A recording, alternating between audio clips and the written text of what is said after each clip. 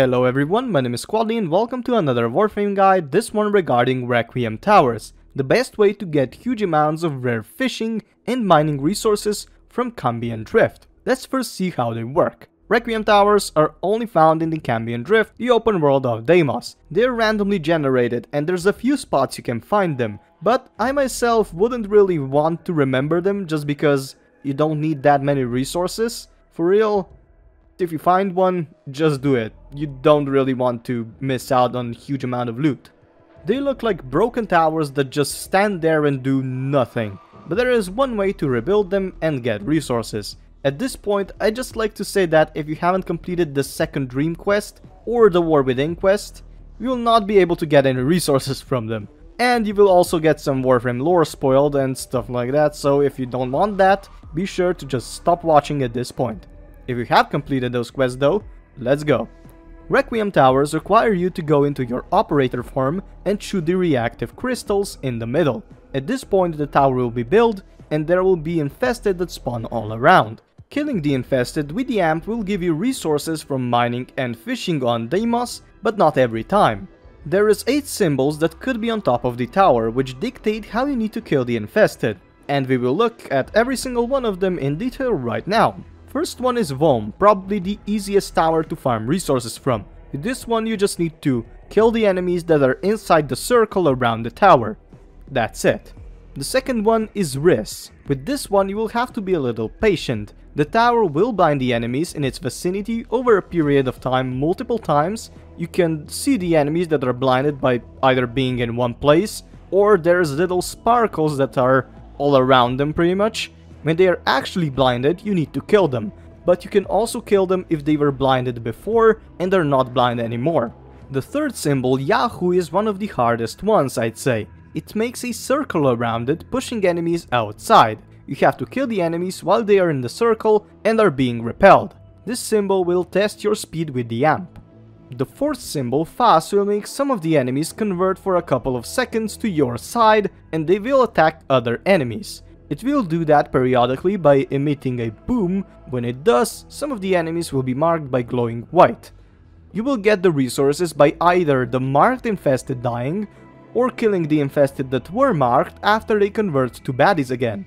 The fifth symbol is Kra. This symbol is pretty cool. It slows down enemies, marking them with white overcoat.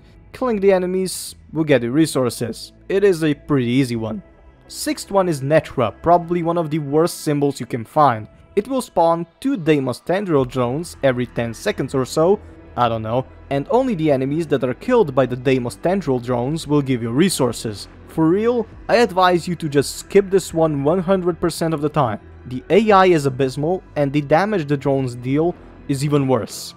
The seventh symbol is Loch, another one you should avoid if you ask me. This tower will kill the enemies by itself by slashing them. The particle effects are very cool if you ask me, but they are so underpowered, it is just worthless to stand around. Just try to find another tower. And now the last, the 8th symbol, Zata symbol, is literally a casino of all the signs. It literally just picks one of the 7 given signs before, and that's it. I don't know why, but this one seems a bit buggy sometimes, not dropping resources even if doing the right objective, so I myself just started and look if I'm doing the right thing. If the resources don't drop, I just find another tower. But yeah, that's actually it. Now it's time to give you some tips, I guess. Remembering the symbols is just stupid. Don't try to learn what to do at each symbol. I myself only know which one is Vom because it is the easiest one to use. If I'm not sure what the symbol will do, I just start up the tower and look if it's the one I like. If it isn't, I just leave. The second tip is probably a no-brainer for most of us, but just in case, avoid Netra and Loch symbols, the ones that either spawn the Deimos tendril drones or attack the infested with cool particle effects. They might look hip and cool, but they suck all the ass. The third tip is probably the best one I will give. Doing the Deimos Arcana Isowald bounties is one of the best ways to get lots of resources, even the rare ones. If you're lucky, you might get a Vom symbol right next to a summon pod or something, which means endless flow of enemies and therefore never-ending resources for you. This actually is not that rare even, so if you just want to stock up, try doing the isobalt bounties. And yeah, I myself love to call these towers jackpots, just because they are so freaking insanely good.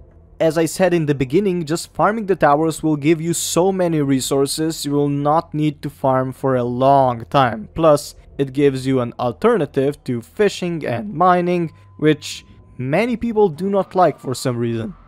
That's actually it. The Requiem towers are a whole freaking treasury of fish guts and shiny rocks, just in the open, so be sure to loot them if you can.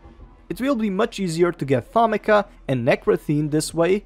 I myself got most of it this way, and I am building quite a storage for the future updates, so no need for more materials, I guess. For real though, that's it. Thank you for watching and have a nice day. Bye guys.